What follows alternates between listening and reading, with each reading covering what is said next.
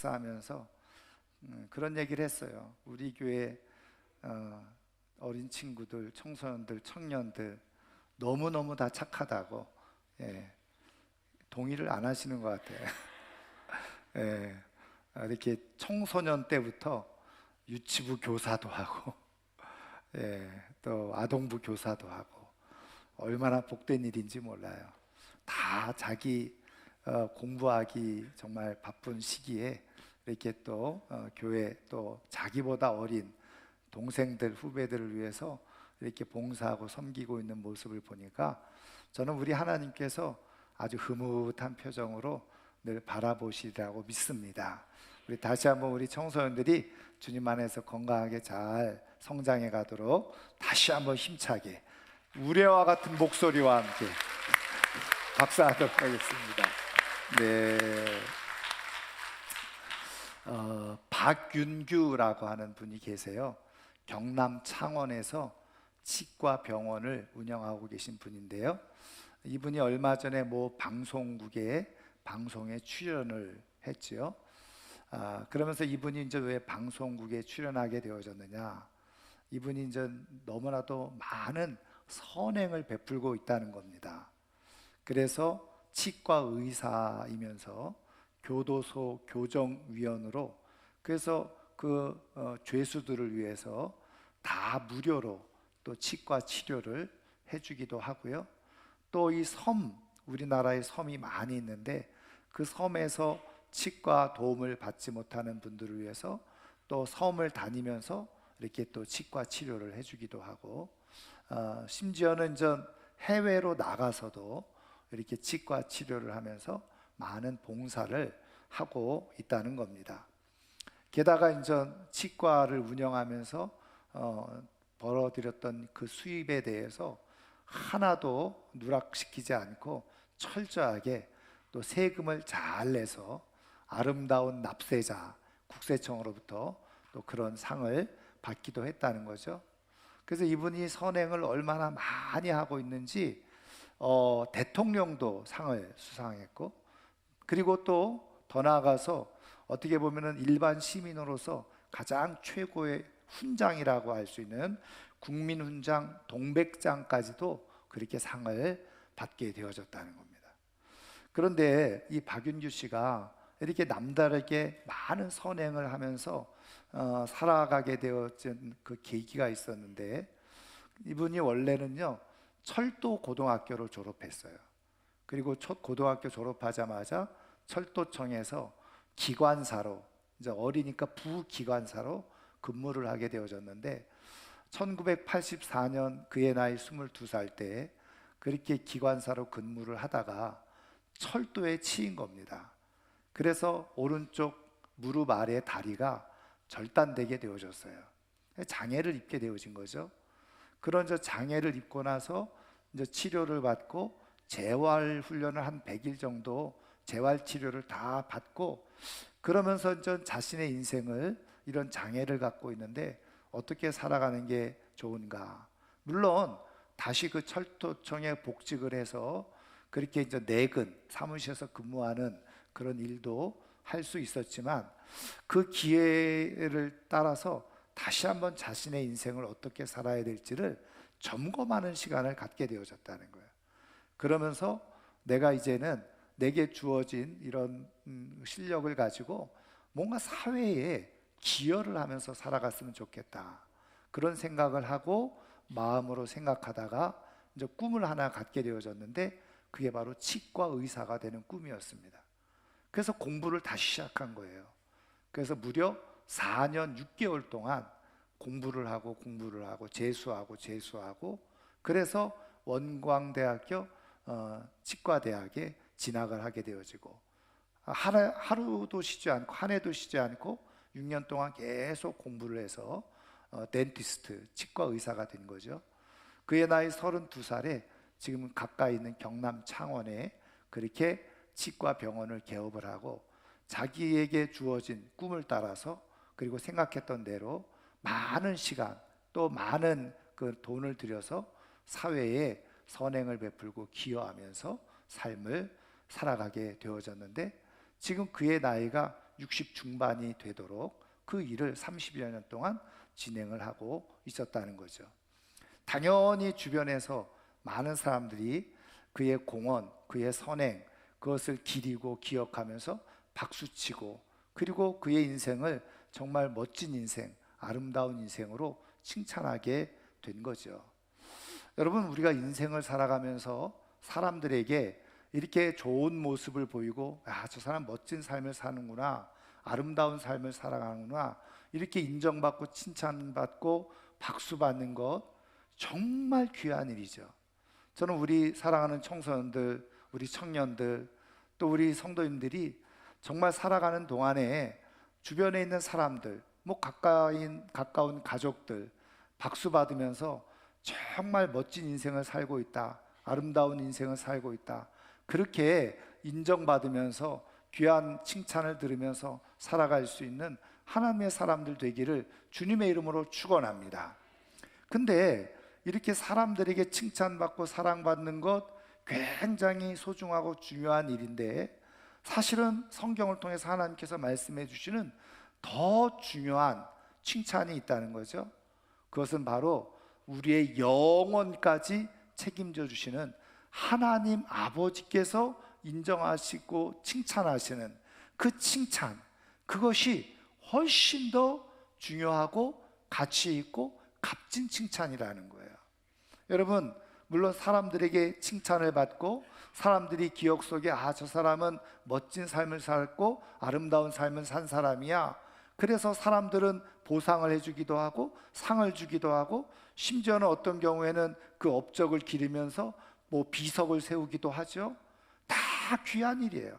그런데 여러분, 아무리 그렇게 하더라도 하나님께서 인정하지 않으시면 그거는 아무 의미가 없어요. 그런데 여러분, 하나님께서 기억하시고 인정하시는 그런 삶을 살아가면요, 어떻게 해요?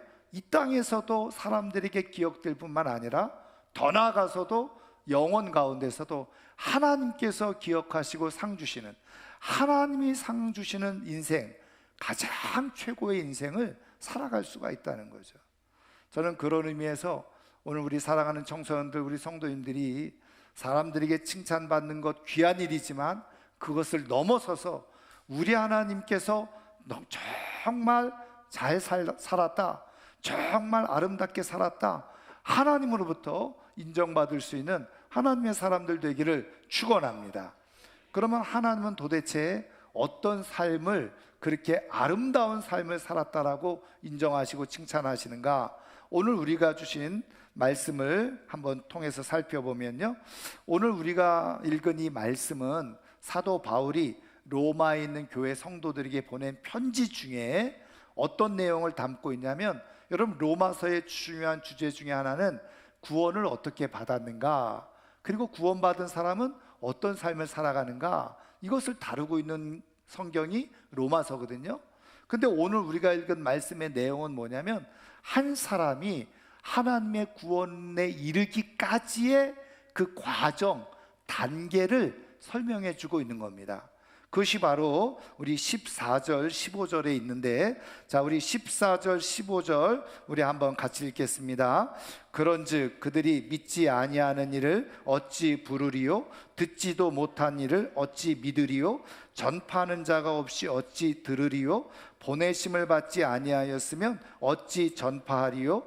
기록된 바 아름답도다 좋은 소식을 전하는 자들의 발이여 함과 같으니라. 아멘. 하나님께서 사도 바울을 통해서 한 사람이 구원에 이르는 과정을 5단계로 설명해 주고 있는데, 오늘 사도 바울은 14절부터 사실은 거꾸로 이야기를 해주고 있어요. 근데 이거를 정상적으로 얘기하면 15절부터 보면 먼저 보내진 사람이 있다는 거예요. 그리고 그 하나님으로부터 보내진 사람에 의해서 그 사람이 가서 말을 하지 않겠어요? 그게 2번째 단계예요. 그런데 그 전하는 말을 사람들이 듣는다는 거예요. 그게 3번째 단계예요.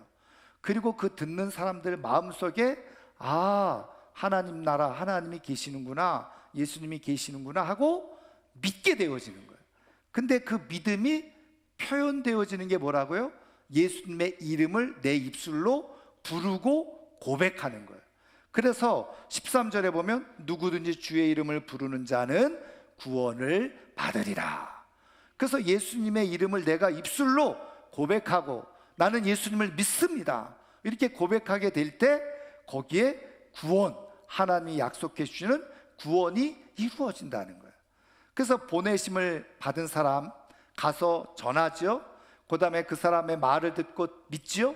그리고 듣게 되죠. 그 다음에 그 들은 것을 통해서 믿게 되죠. 그리고 나서 주님의 이름을 부르는 이 5단계가 지금 여기에 기록되어져 있는 거예요. 그런데 여러분, 이 말씀을 가만히 보면서 하나님이 이제 일하시는데 왜 하나님은 이렇게 복잡하게 일하시나? 왜 이렇게 사람을 보내가지고 전하게 하시고 말하게 하시고 하느냐? 아니, 하나님께서 얼마든지 직접 구원할 사람들에게 가셔서 말씀하시면 사람들이 훨씬 더 쉽게 빠르게 잘 믿을 수 있을 것 같은데 왜 이렇게 복잡하게 사람을 불러가지고 보내가지고 말하게 하시고 듣게 하시고 그리고 믿게 하시고 왜 이렇게 복잡한 과정을 이렇게 하게 하셨느냐는 거죠. 여러분, 우리가 하나님이 일하시는, 또 하나님의 뜻하시는 하나님의 방법을 잘 이해하지 못하고 깨닫지 못하면 하나님을 오해하기 쉬워요. 근데 여러분 보시면 하나님이 직접 하시면 얼마든지 하실 수 있을 것 같은데 그것을 왜 사람들에게 맡기느냐? 여러분, 성경을 보면요, 하나님께서 직접 말씀하셨던 사람들이 있을까요, 없을까요? 당연히 있어요. 예를 들면 우리가 성경에 보면 노아가 어떻게 해요? 많은 사람들이 죄악이 관영한 가운데서 하나님은 이 노아와 가족들을 구원하고 싶으셨어요. 그래서 노아에게 하나님이 말씀하셔서 방주를 지어라, 직접 말씀하셨단 말이에요. 노아가 다른 사람들의 말을 들은 게 아니에요. 하나님의 음성을 듣고 방주를 지었어요. 그리고 그들 지었더니 노아와 그 가족들이 다 그 홍수 속에서 살게 되어지는, 구원을 얻게 되어졌잖아요. 아브라함은 어떻습니까? 아브라함을 지명해서 내가 너에게 지시하는 땅으로 가라. 그러니까 갈대아 우르에서 하란을 통해 가지고 하나님이 말씀하시는 가나안 땅에 아브라함은 오게 된 거예요. 여러분, 모세는 어떻습니까? 모세는 원래는 그런 마음이 없었는데 그냥 목동 생활하다가 시내산에서 하나님이 모세야 하고 부르신 거예요. 그리고 너 이집트에 가서 애굽에 내려가서 내 백성을 구원해내라, 하나님 직접 말씀하셨어요. 그러니 이 모세가 하나님의 말씀을 듣고 그 일을 감당하게 될 수 있었던 거죠. 여러분, 사무엘도 그랬고 다니엘도 그랬어요. 여러분, 하나님이 말씀하시는 것을 들을 수 있는데 왜 하나님은 직접 우리를 명식아 이렇게 부르시면은 잘 믿을 것 같은데, 그리고 우리는 그런 생각하잖아요. 나도 하나님의 음성을 그렇게 직접 들으면 나도 훨씬 믿을 수 있을 것 같아. 근데 왜 하나님은 그렇게 하지 아니하시고 왜 사람들을 보내서 말씀을 전하시고 하나님에 대해서, 예수님에 대해서, 하나님의 나라에 대해서 들려주고 계시고 듣게 하시냐는 거예요. 여러분, 사람을 통해서 일하게 될 때 얼마나 많은 오류와 실수가 있겠습니까? 여러분, 예를 들면 말 잇기 게임 같은 거 하잖아요. 말 잇기 게임이 뭡니까? 카드에 어떤 단어가 하나 딱 쓰여져 있어요. 사람이 쭉 일렬로 7, 8명이 있어요. 그럼 첫 사람이 그 카드에 적혀져 있는 그 단어를 보고 그 다음 사람에게 말로 설명을 하는 거야. 근데 이 사람이 컵이라고 딱 쓰여져 있어요. 그럼 컵을 설명해야 되잖아요. 그래가지고 이 사람이 컵을 막 설명을 했어. 그때 두 번째 있던 사람이 그 설명을 듣고는 저건 컵을 설명하는구나. 그리고 컵을 막 설명을 했어요. 근데 세 번째 사람이 어떻게 들었느냐? 저건 그릇을 얘기하는구나. 그러고서 자기가 이해한 대로 그릇을 또 막 설명을 했어요. 네 번째 사람은 이 사람은 지금 대접을 얘기하는구나. 그리고 또 다음 사람에게 대접을 자꾸 얘기해. 그래가지고 컵이 나중에는 쟁반이 되는 일이 있잖아요. 우리가 게임을 하다 보면 사람의 말의 오류와 실수가 얼마나 많은지, 잘못 듣고 잘못 전하는 일들이 허다하게 많이 있다는 거예요. 여러분, 그래서 이단 사이비가 왜 생깁니까?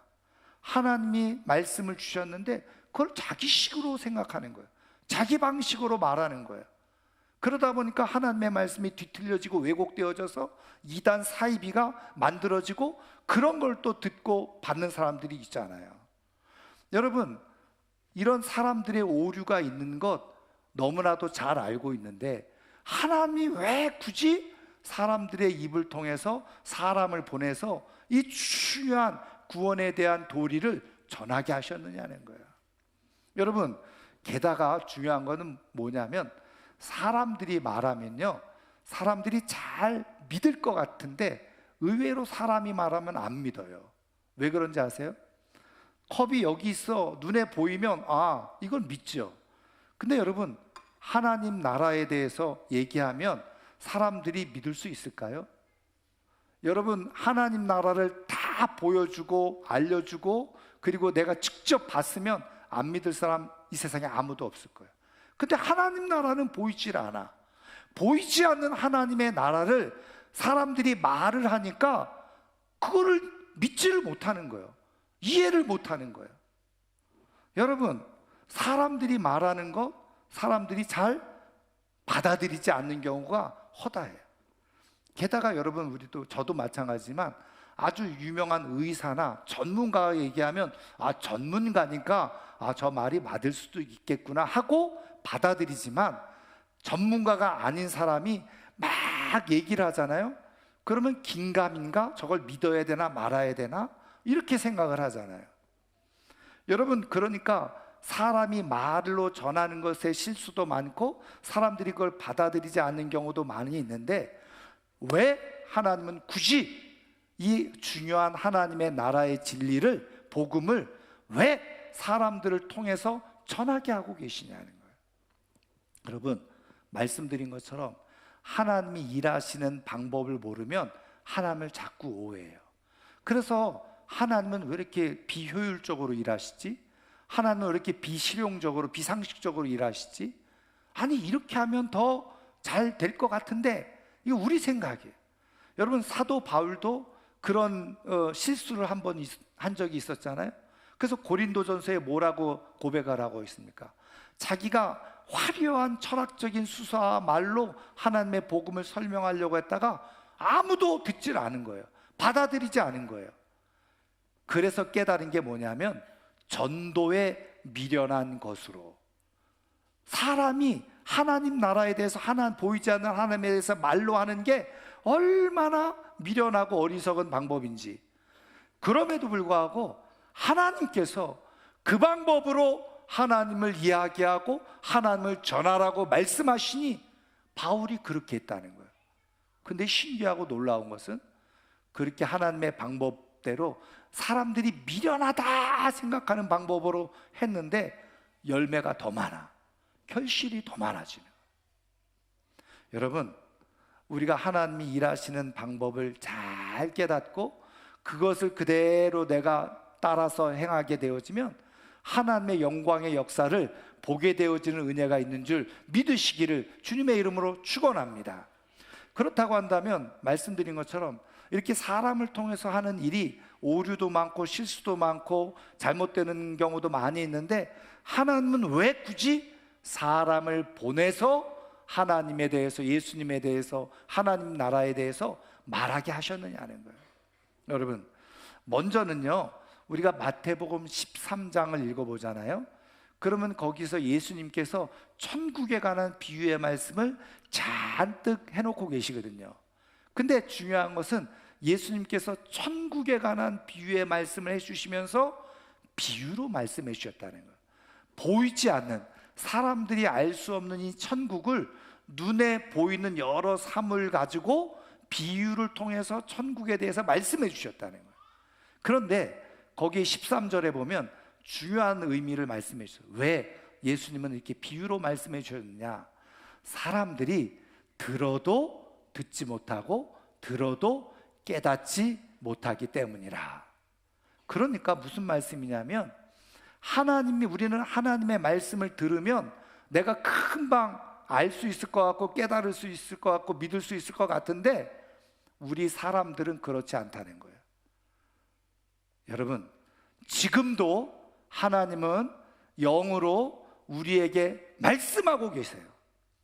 근데 듣고 있습니까? 상당수 많은 사람들은 듣지를 못해요. 하나님은 지금 우리에게 말씀해 주고 계시는데 듣지를 못하는 거예요. 여러분, 그래서 많은 사람들이 또 이게 들리는 것 같은데 이게 하나님의 음성인지 아닌지 또 분간도 못해. 그러다 보니까 어떻게 해요? 오히려 하나님을 더 알지 못하는 거예요. 그래서 예수님도 이 땅에 오셔서 비유로 말씀하시는 거예요. 하늘에 대한 이야기를. 근데 사람들이 사실은 이 하늘에 대한 이야기를 했을 때 사람들이 알아듣지를 못했어요. 그래서 요한복음 5장을 읽어보면, 여러분, 많은 사람들이 예수님 곁에 왔다가 예수님께서 오병이어의 기적을 일으키고 먹을 것 주니까 와 신나가지고 예수님 앞에 왔다가 예수님이 그걸 가지고 뭐라고 설교를 하셨냐면, 야, 지금 너희들이 먹고 사는 빵 때문에 나한테 왔지, 이 빵보다 더 중요한 게 있어. 생명을 얻는 빵이 너희들에겐 필요해. 그 생명을 얻는 빵이 뭐냐? 나야. 그랬더니 사람들이 그거를 이해를 못했다는 거예요. 알아듣지를 못한 거예요. 그래서 대다수의 많은 제자들과 사람들이 예수님을 떠나니라.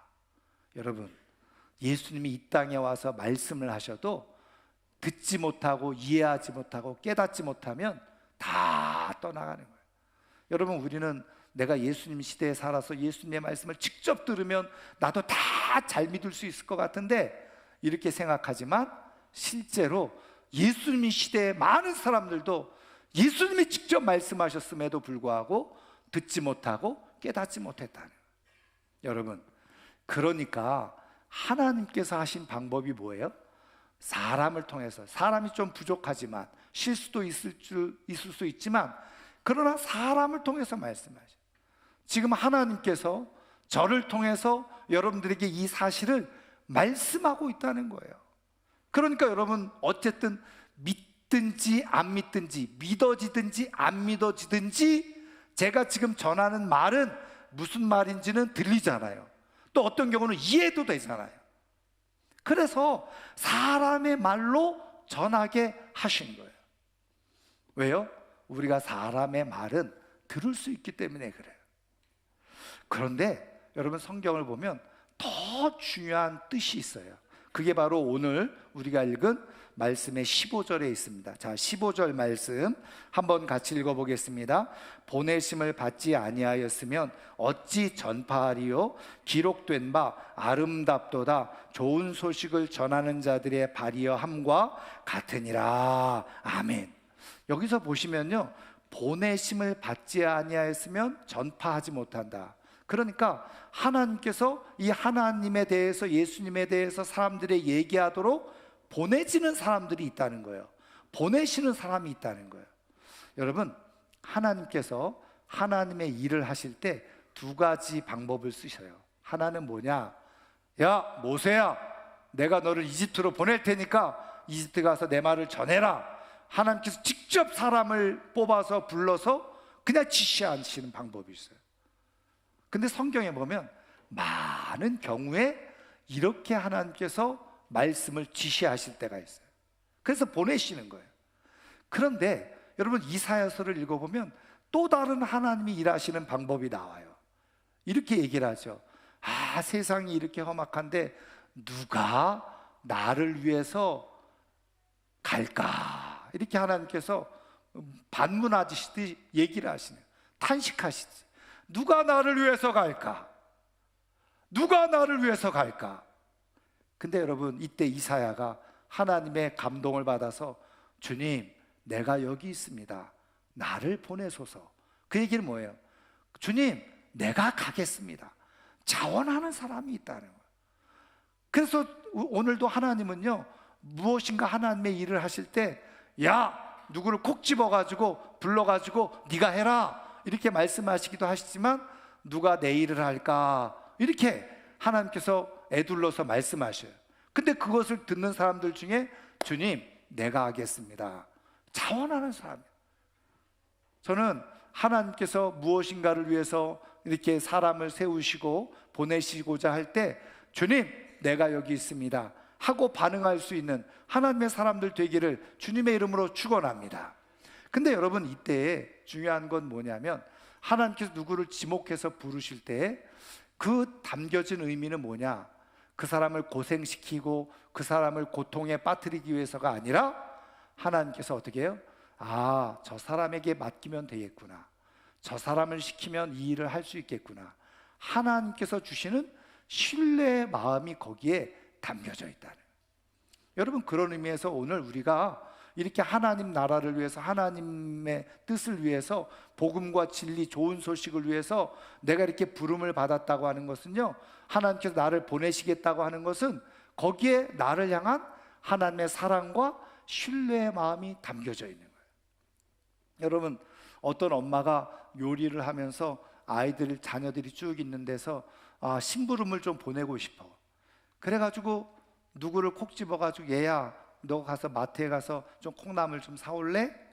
여러분, 이렇게 얘기했을 때 엄마가 어떤 마음으로 그 아이를 지명해서 시킬까요? 이때요, 그 사람의 심정을 알 수 있어요. 이게 꽉 꼬여 있고 늘 불만과 원망이 가득 찬 사람들은 이렇게 얘기를 하죠. 엄마가 미워하니까는 시키지. 여러분, 정말 미워서 고생시키려고 시키는 걸까요? 그렇지 않아요. 엄마가 누군가를 야, 가서 두부 좀 사와라, 콩나물 좀 사와라, 만약에 이렇게 시킬 때는요, 그 아이가 그 일을 할 수 있을 것 같으니까 시키는 거예요. 그거는 뭐예요? 엄마의 믿음이 거기에 담겨져 있는 거죠. 여러분, 그랬을 때에 그 아이가 힘들고 어렵지만 가서 그냥 콩나물 사오고 두부 사와 보세요. 그러면 엄마가 어떻게 해요?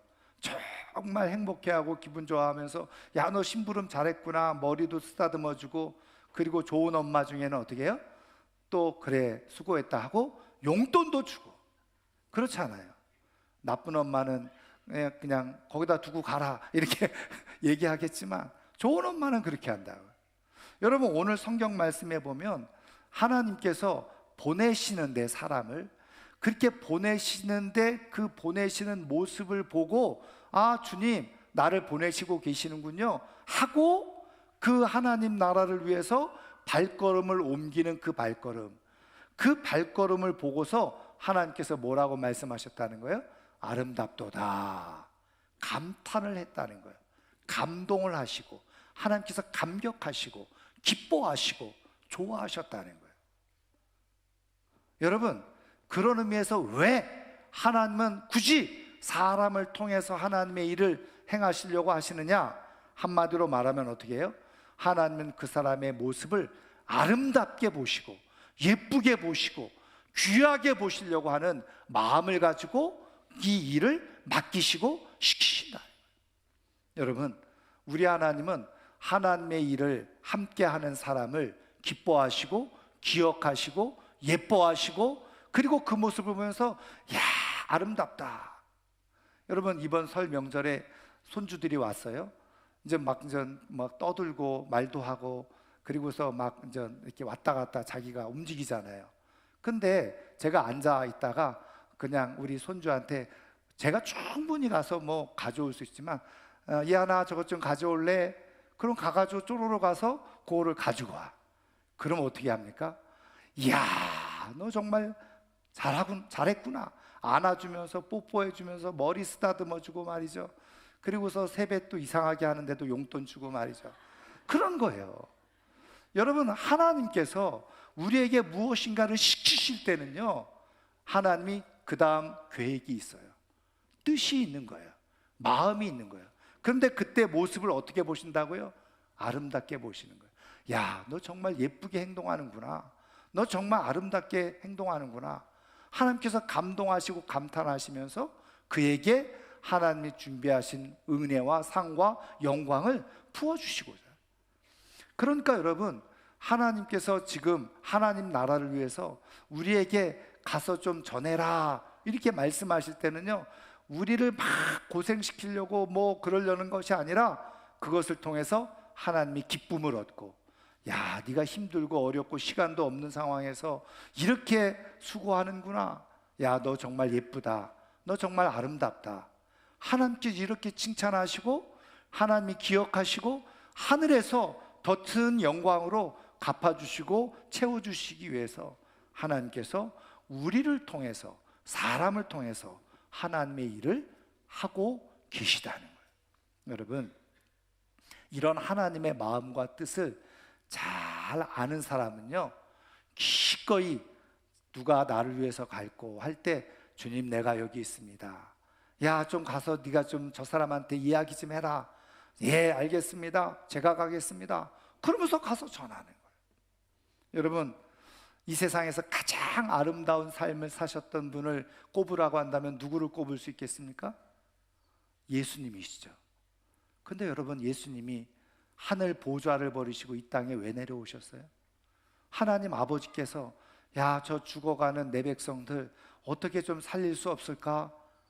그랬더니 아들이신 예수님께서 그럼 제가 가겠습니다 하고, 이 척박하고 완전 죄악의 진흙 구덩이에 빠져있는 우리들을 건져내시기 위해서 예수님께서 이 땅에 오신 거죠.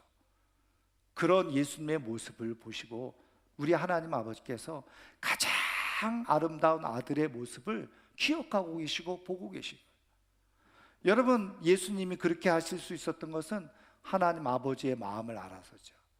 그래서 많은 고난과 고통을 당하고 심지어는 십자가에서까지 죽으셨어요. 여러분, 그렇게 끝났다고 한다면요, 사실은 우리에게 구원은 없을 거예요. 그런데 그렇게 십자가에서 죽으신 다음에 하나님은 어떻게 해요? 다시 3일 후에 완전히 부활시키시고 그리고 승천시키셔서 다시 하나님의 보좌 우편에 앉게 하시는, 통치자가 되게 하시는 그런 역사가 일어나지 않았습니까? 여러분, 그거는 우리에게 뭘 교훈해 주시고 보여주시는 거예요. 당장 하나님의 마음을 알아서 수고하고 영혼을 위해서 하늘나라를 전하는 일들이 힘들고 수고스럽고 어려운 일인지 아시지만 하나님은 그 모습을 귀하게 여기시는데, 그 일을 다 마친 사람들에게는 반드시 하늘의 보상과 영광이 주어진다는 것을 보여주시는 예표가 예수님의 십자가의 죽으심, 이 땅에 내려오심, 십자가의 죽으심, 그리고 부활하시고 승천하신 사건인 거예요. 사랑하는 성도 여러분, 예수님의 마음과 하나님의 마음을 잘 알면요, 기쁘게 어떻게 해요? 복음을 전하는 일을 하게 되어져요. 근데 하나님께서 그런 모습을 보시고 너 정말 예쁘구나, 정말 아름답구나, 그렇게 인정하시고 칭찬하시는, 하나님의 뜻을, 계획을 아는 사람들이 기꺼이 하나님의 나라의 소식을 위해서 발걸음을 옮기는 삶을 살아가게 되어지네요. 여러분 기억하세요. 하나님은 얼마나 좋은 명품을 걸쳤느냐, 얼마나 얼굴을, 외모를 잘 가꾸었느냐, 얼마나 좋은 명품 가방을 달고 다니느냐, 얼마나 좋은 차를 타고 다니느냐, 얼마나 화려하고 좋은 집에 살고 있느냐, 그걸로 그 인생의 아름다움을 평가하지 않으세요. 하나님 주시는 마음을 품고 죽어가는 영혼을 위해서 똑같은 마음으로 발걸음을 옮기는 그 모습을 보고 우리 하나님은 내가 정말 예쁘구나, 아름답구나, 하나님께서 인정하시고 그 인생을 귀하게 여겨주시는 거예요. 여러분, 세상 사람들은 잘 가꾸면 아름답다고 얘기합니다. 좋은 지위를 가지고 좋은 집에 살면 괜찮다라고 얘기를 하죠. 그런데 하나님 눈에는 그거 아무것도 아니에요. 아무 소용도 없어요. 오히려 어눌하고 부족하고 힘이 없는 것처럼 보이지만 그 복음을 위해서, 좋은 소식을 위해서, 하나님 나라를 위해서 기꺼이 누군가에게 발걸음을 옮기며 찾아가는 그 발걸음의 모습을 하나님은 아름답고 귀하게 여기시는 거예요. 여러분, 지난 수요일, 제수요일이었죠. 사순절이 시작되어졌어요. 여러분, 우리 중세시대부터 교회는요, 이 사순절 기간에 했던 아주 중요한 사역이 있어요. 그게 뭐라고요? 죽어가는 영혼에게 복음을 전하는 거예요. 교회 다니다가 안 나오는 사람들 찾아가서 다시 교회로 불러들이는 일을 교회가 해왔습니다. 그게 하나님이 말씀하신 명하신 명령이기 때문에 교회가 이 사순절 기간 동안에 그 일을 행한 거예요.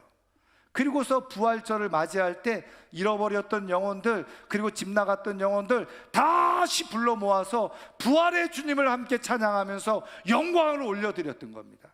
그게 바로 사순절을 보내는 거예요. 여러분, 우리 교회도 이 사순절 기간에 조금 더 2주 더 연장되어지지만 여러분, 대각성 전도축제 진행하려고 하고 있잖아요. 여러분, 하나님은 지금 누가 나를 위해서 갈고 이렇게 찾고 계시는데, 여러분, 나를 보내세요. 주님, 내가 가겠습니다.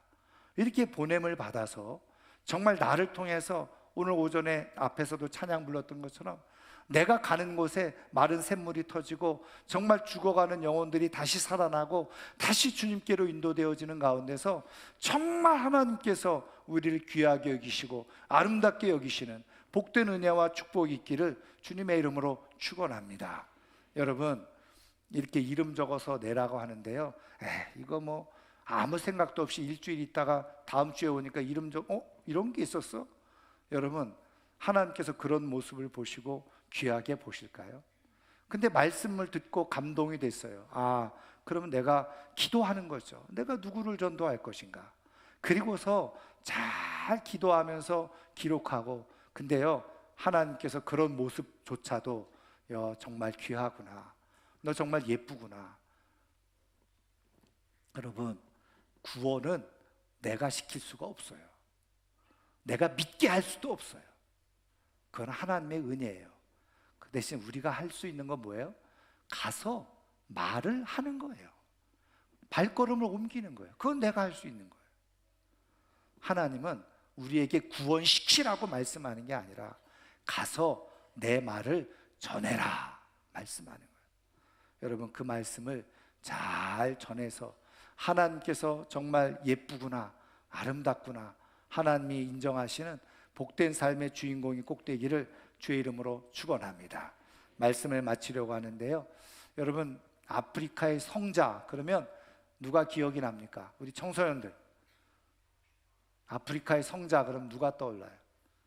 네, 그렇죠. 슈바이처 박사, 알버트 슈바이처 박사죠. 여러분, 알버트 슈바이처 박사는요, 박사 학위가 4개나 있었어요. 뭐냐? 철학 박사, 신학 박사, 그리고 또 음악, 그 다음에 또 하나 뭐예요? 의학. 박사 학위를 4개나 가지고 있었던 사람이었어요. 여러분, 박사 학위 4개 가지고 있으면 이 땅에서, 그것도 뭐 허접한 박사도 아니에요. 의사잖아요. 여러분, 그러면은 얼마든지 세상에서 내놓으라 하면서 살아갈 수 있었어요. 근데 여러분, 그런 세상의 아름다움을 다 내려놓고 그 오지 척박한 땅, 그 죽음의 땅 아프리카에 가서 의술을 베풀고 사람들에게 말씀을 가르치면서 그 인생을 살았어요. 여러분, 세상 사람들이 올 때는 어리석고 미련하게 보이죠. 그런데 사실은 원주민들의 눈에도 그 모습이 기이하게 보이는 거예요.